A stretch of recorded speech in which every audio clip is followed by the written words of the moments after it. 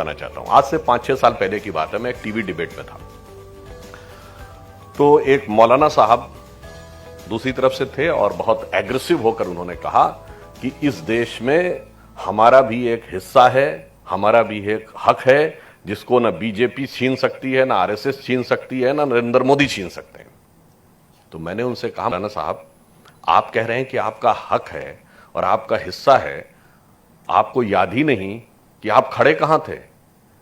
मैंने कहा, जब ये देश आजाद हुआ तो लाल किले पर पहली शहनाई बजाई थी किसने? उस्ताद बिस्मिल्लाह खान ने। मैंने कहा, भारत की सेना का पहला गैलेंट्री अवार्ड विनर, जिनको पहला गैलेंट्री अवार्ड मिला, वो कौन थे? ब्रिगेडियर मोहम्मद उस्मान।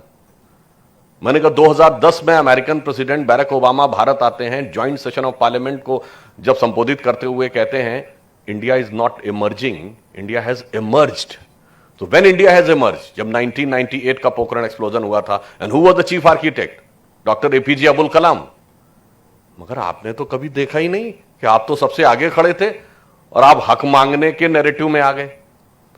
इसलिए मैंने फिर उनसे कहा, मैंने कहा कि सिर्फ यहां बात इतनी नहीं है, जैसे आजकल भी इस तरह के विषय बहुत चल रहे हैं, अब कश्मीर फाइल्स का विषय चलता है, उसको लेकर नैरेटिव की बात चलती है, तो मैं एक फैक्ट याद दिलाना चाहता हूं, शायद हम में से बहुत से लोगों को, ये 10 में से 9 लोगों को पता ही नहीं होगा कि जब पाकिस्तान से सन 47-48 वाली वॉर हुई तो भारत की सेना के एक अधिकारी ऐसे भी थे जिन्होंने, एक इलाका पाकिस्तान जीत गया तो उन्होंने कसम खाई कि जब तक यह इलाका मैं वापस नहीं पालूंगा तब तक पलंग पे नहीं सोऊंगा, जमीन पे सोऊंगा, जैसे महाराणा प्रताप की तरह। वो लड़ाई थी झाकड़ की लड़ाई, जो अक्टूबर 1947 में हमारे हाथ से निकल गया, और वो अधिकारी थे ब्रिगेडियर मोहम्मद उस्मान। फरवरी 1948 में जब इंडियन आर्मी ने दोबारा जीता तो सबसे पहले उनके सैनिक पास के गांव में गए और जाके पलंग लेके आए। साहब, आपने पहले अपनी वो कसम पूरी करी है, क्योंकि आपने तो कहा था कि हम कभी पलंग पे नहीं सोएंगे। ये नैरेटिव किसी को पता है क्या? अब अगर हमने अपना ही नैरेटिव छोड़ दिया, अपना ही सरमाया छोड़ दिया और हम किसी दूसरे नजरिए में फंस गए, तो हमें उसको दोबारा याद करने की जरूरत है। मैं एक छोटा सा और फैक्ट बताना चाहता हूं कि बहुत सारी बातें कई बार आती हैं कि अगर ये पूछा जाए कि उस मुस्लिम साइंटिस्ट का नाम बताइए जिसको फंडामेंटल साइंस में नोबेल प्राइज मिला हो, तो वो एक ही हुए, वो तो पाकिस्तान के अब्दुल समद। 1973 में फिजिक्स का नोबेल प्राइज मिला और वो अनडिवाइडेड इंडिया में पैदा हुए थे। किसी को याद ही नहीं, कोई उससे कनेक्ट ही नहीं करता।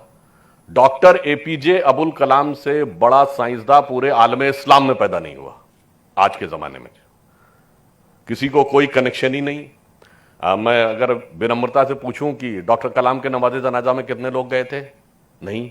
और बाकियों में जो किसी भी प्रकार के अपराध या आतंकवाद में मुलव्विस हैं, उनके में खूब जाते हैं, खूब खबरें छपती हैं, बड़े बड़े बयान आते हैं। तो मैंने तो सिर्फ यह कहने का प्रयास किया कि अगर आप नजरिया देखें तो हमारे आपके पास इतना है कि लोगों को समझाने के लिए नहीं, one of the leading position. अब यहां पे मैं एक और बात कहता हूं कि साहब, वो कहेंगे कि साहब सारा तो ठीक था मगर हम पे कॉन्फिडेंस कम किया जाता है। अब यहां पे मैं सिर्फ ये कहूंगा कि अगर कॉन्फिडेंस की बात आए तो मैं 2 एग्जांपल दूंगा। सबसे ज्यादा कॉन्फिडेंस की जरूरत किस पोस्ट पे होती है? आप लोग जस्टिस हैं, बड़े बड़े पदों पे रहे हैं सब लोग, सबसे कॉन्फिडेंस की पोजीशन होती है chief of the intelligence bureau, IB chief. इससे ज्यादा कॉन्फिडेंस की कोई जरूरत नहीं थी। पूरे देश की सबसे सेंसिटिव इंफॉर्मेशन आईबी चीफ के पास आती है, और आईबी चीफ सिर्फ 2 ही लोगों को ब्रीफ करता है, प्राइम मिनिस्टर और होम मिनिस्टर। किसी तीसरे मिनिस्टर को ब्रीफ नहीं करता, और बहुत सारी चीजें, जितने कोवर्ट ऑपरेशंस हैं, वो आईबी चीफ चलाते हैं।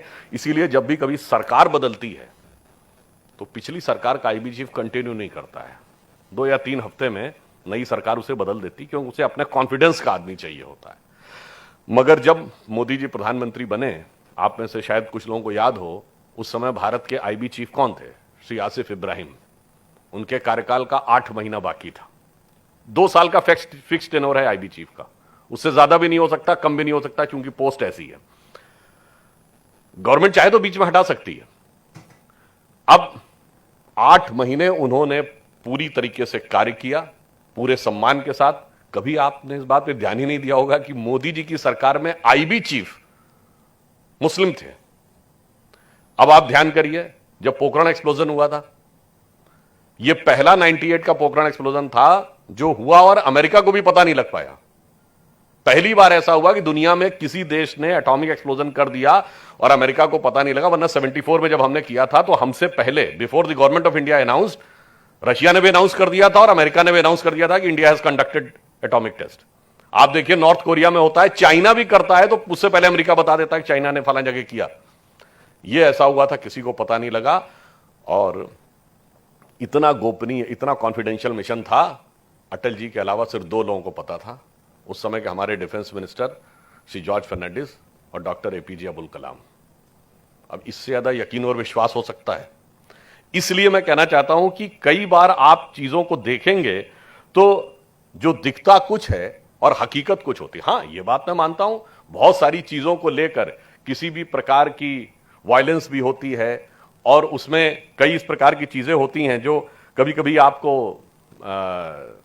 दूसरे नजरिए की तरफ देखने की बात करती। पर मैं ये भी कहना चाहता हूं, अगर हम गौर से देखें तो एक बार मैं टीवी पे था तो मैंने कुछ चीजें ऐसी गिनाई। एग्जाम्पल के लिए मैं एक और उदाहरण देना चाहता हूं। हिंदी में जितने बड़े बड़े कवि हुए उनमें सबसे एक अत्यंत महत्वपूर्ण स्थान, विनीत रायन जी यहां पे हैं, वो ब्रिज क्षेत्र के रहने वाले हैं, रहीम दास का है। अब्दुल रहीम खान खाना, रहीम के खूब दोहे प्रचलित हैं। रसखान हुए,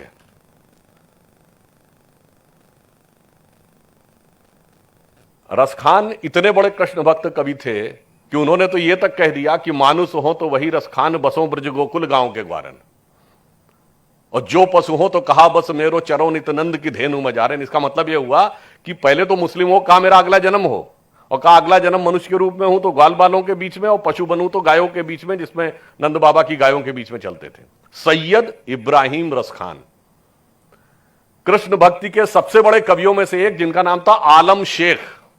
आप जानते होंगे, आलम शेख ने इतनी कविताएं लिखी कि उनके लिए तो एक फ्रेज यूज किया गया कि भगवान कृष्ण की जो नवरस में मूरत है, कि नवरस में मूरत सदा जिन बरने नंदलाल आलम आलम बस कियो, यानी आलम शेख ने पूरे आलम को बस में कर लिया, दय निज कविता जाल। मगर हमने कभी उसको सुनने की कोशिश ही नहीं की। और तो बताता हूं, अब्दुल रहीम खान खाना ने वैदिक एस्ट्रोलॉजी पे एक किताब लिखी है, संस्कृत में लिखी है, जिसका नाम है खेट कौतुकम। हमें उस विषय में पता ही नहीं रहता था। अब आप ये बताइए, हम गंगा जमुनी तहजीब की बात करते हैं, इसकी शुरुआत कहां से होती है? शुरुआत होती है दारा शिकोह की किताब मंजुमल बहरीन से, जिसका मतलब है 2 समंदरों का मिलन। उसी ने सबसे पहले उपनिषदों का फारसी में ट्रांसलेशन कराया और उस किताब का नाम रखा Sirre Akbar, words of the god. वहां से लैटिन में ट्रांसलेट हुआ, लैटिन से जर्मन में आर्थर शोपेनहावर ने ट्रांसलेट किया।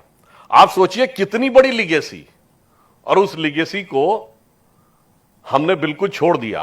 अब यहां पे एक और बात भी कहना चाहूंगा, और सिर्फ इतना ही नहीं था, हम लोग बहुत सारी ऐसी बात कहते हैं।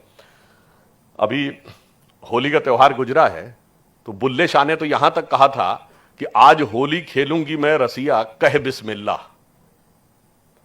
और आगे उन्होंने बोला अलस्तु बि रबिकुम प्रीतम बोले, सब सखियों ने घूंघट खोले, और नाम नबी की रतन चढ़ी और बूंद पड़ी अल्लाह अल्लाह, आज होली खेलूंगी मैं कह बिस्मिल्लाह।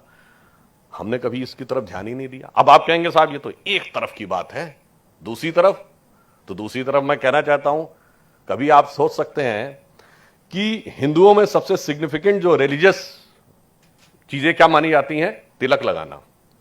और अमीर खुसरो ये कहता है छाप तिलक सब छीनी तो से नैना मिलाएंगे, और इट इज इजीली एक्सेप्टेड। आज भी लाखों लोग मजार पे जाते हैं, लाखों हिंदू मजार पे जाता है, दरगाह पे जाता है, बल्कि ज्यादा जाता है मुस्लिमों, कोई प्रॉब्लम नहीं है। समस्या क्या है कि हमने एक तरफ की चीज को देखा और दूसरी तरफ की चीज आगे बढ़ने के बाद, अभी भूपेंद्र यादव जी जो बात कर रहे थे, आज टेक्नोलॉजी उस दौर में पहुंच गई है कि किसी भी चीज को बंद करके रखना बड़ा मुश्किल है। सबके हाथ में मोबाइल है, कोई भी इंफॉर्मेशन आती सीधे हर आदमी के हाथ में है। कितने समय तक रोकेंगे? धीरे धीरे स्मार्टफोन अब सबके ऊपर एक्सेसिबल होता चला जा रहा है, अब उस इंफॉर्मेशन को रोक पाना मुश्किल है। और दूसरा भी समझ लीजिए, टेक्नोलॉजी उस लेवल पे पहुंच गई, कोरोना आया था, कोई रोक सकता था क्या? कहीं से कभी भी आपके पास पहुंच सकता है। तो अच्छाई हो या बुराई हो, आज दुनिया इस कदर खुल गई है, टेक्नोलॉजी उस लेवल पे आ गई, को बदलने की बहुत जरूरत है। अब अंत में एक बात और भी लास्ट में कह देता हूं, जैसे अभी एक बात कही गई जो अक्सर चाहे आप बोलें या ना बोलें आपके दिमाग में रहती कि साहब देखिए जो टेररिज्म के केस हैं या जो अपराध के केस हैं उसमें साहब मुस्लिमों की संख्या ज्यादा दिखती है in proportion to the population. तो एक बार बड़े नेता हैं, नाम लेना उचित नहीं है, वो हमसे बात बोले टीवी डिबेट में। मैंने कहा कि साहब एक दूसरी चीज भी तो थी जिसमें सबसे ज्यादा दिखती है और उसमें तो 50% से ऊपर दिखती है, वो आपको क्यों नहीं दिखता? हमने कहा उस्ताद बड़े गुलाम अली, उस्ताद छोटे गुलाम अली, उस्ताद बिस्मिल्लाह खां, उस्ताद जाकिर हुसैन, उस्ताद फहीउद्दीन डागर, उस्ताद अमजद अली खां, बड़े बड़े फनकार। बचपन में जब आप रेडियो पे हम लोग गाने सुनते थे तो गीतकार कौन है? हसरत जयपुरी, साहिर लुधियानवी, मजरूर सुल्तानपुरी, जोश मलियावादी, कैफी आजमी, इसमें भी तो खूब थे, भूल गए। अब नैरेटिव की बात बताता हूं, जैसे एक लाइन एक और फैक्ट बता दूं, जैसे अभी शाहीन बाग का आंदोलन चला तो उसमें फैज अहमद फैज की वो बहुत गाई गई, साहब लाजिम है हम देखेंगे। तो जब अपोज किया गया, कहा तो साहब ये तो आप इसको अपोज कर रहे हैं, उर्दू की शायरी अच्छी नहीं लगती। मैंने कहा नहीं साहब ये बात नहीं है, ये बताइए उर्दू लैंग्वेज कहां की थी? वो पाकिस्तान की है क्या? वो तो दिल्ली और लखनऊ की थी। तो जहां गालिब हुए, जहां ज़ौक हुए, जहां मीर हुए, वहां आपको कोई ढंग के शायर कोट करने वाला नहीं मिला। अरे आज के दौर में वसीम बरेलवी हैं, बशीर बद्र हैं, मंजर भोपाली हैं, एक से एक काबिल लोग हैं, पर आपको वहीं का शायर कोट करने क्यों लगता है? ये एक नैरेटिव है, नैरेटिव ये होना चाहिए। और नैरेटिव दिखता इसलिए है, इसलिए मैं सिर्फ ये कहता हूं कि ये जो नैरेटिव जिस दिशा में चला उसने पहुंचाया कहां? अगर ये कहा जाता है कि सच्चर कमेटी की रिकमेंडेशन ने इस हालात में पहुंचाया, तो मैं पूछता हूं ये गरीबों गुर्बत और मुफलिसों मजलूमियत के दौर में कैसे पहुंचे, जबकि एक दौर में पढ़ाई लिखाई में आजादी के बाद बहुत अच्छी स्थिति में थे, फाइनेंशियली भी अच्छी स्थिति में थे, सारी चीजों में अच्छे थे। इसलिए ये एक पंक्ति कहना चाहूंगा कि ये जिस चीज पे सवार रहे और जिस रास्ते पर जाने की कोशिश करते रहे, मुझे लगता है उस पर सोचने की जरूरत है, क्योंकि उसने पहुंचाया नहीं, बल्कि मुझे ऐसा लगता है कि नुकसान ज्यादा पहुंचाया। एक लाइन है कि आप सबने सुनी होगी, कश्ती भी नहीं बदली दरिया भी नहीं बदला, कश्ती भी नहीं बदली दरिया भी नहीं बदला, पर इन डूबने वालों का जज्बा भी नहीं बदला। है शौक सफर ऐसा, एक उम्र हुई हमने, मंजिल भी नहीं पाई रास्ता भी नहीं बदला। तो इसलिए मैं कहना चाहता हूं आप नजरिए को बदलिए, और नजरिया कहां पे ले जाके मिलता है ये फिर एक अंत में बड़ी फेमस सूफी नज्म है, उसी के साथ खत्म करता हूं। आप सबने वो लाइन सुनी होगी ना, लाई हयात आए कजा ले चली चले, ना अपनी खुशी आए ना अपनी खुशी चले। आगे की लाइन क्या थी? उसकी अगली लाइन है कि वक्त की चौसर पे हारना था लाजमी, हम चाल जो चले वो निहायत बुरी चले। क्या बुरी चले? वो कहता है बेहतर तो था ये ज़ौक, ये ज़ौक की है, बेहतर तो था ये ज़ौक, न दुनिया से दिल लगे, पर क्या करें जो काम न बेदिल लगी चले। अब जब दिल लगी में लगा दिया तो फिर क्या होता है? जिंदगी इसी में गुजर गई। तो कहता राहे फना में दुनिया ने किसका दिया है साथ, तुम भी यूं ही चले चलो जब तक चली चले। और आखिरी लाइन जो सम एंड सब्सटेंस ऑफ फिलॉसफी है, वो ये कहता है नाजा न हो खिरत पे, जो होना है सो ही हो, दानिश तेरी न कुछ मेरी दानिश्वरी चले। जो डिसाइडेड है वो होगा। और यही रामचरितमानस में तुलसीदास लिखते हैं, बोले बिहस महेश तब, यानी भगवान शंकर कहते हैं बोले बिहस महेश तब, ज्ञानी मूढ़ न कोय, और जेहि छन रघुबर जस करें तहि छन तैसे होए। कभी कभी आप देखते हैं तो ये नहीं लगता है कि बिल्कुल एक चीज है। इसीलिए हमारे यहां लास्ट में जो मैंने बोला था पहला सेंटेंस, वही दोबारा याद दिलाता हूं कि हम अंदर की यात्रा के लिए जो भी आपकी मजहबी अकीदा है, पूरी शिद्दत के साथ, पूरी अकीदत के साथ अंदर की यात्रा में उसको यूज करिए और देखिए कहां पहुंचते हैं। क्योंकि हम आप ही को अपना मकसूद जानते हैं, अपने अलावा किसको मौजूद जानते हैं। खुद अपनी राह खोजने हम जलवागर हुए थे, इस राज को तो केवल महदूद जानते हैं। तब महदूद से सबको पहुंचे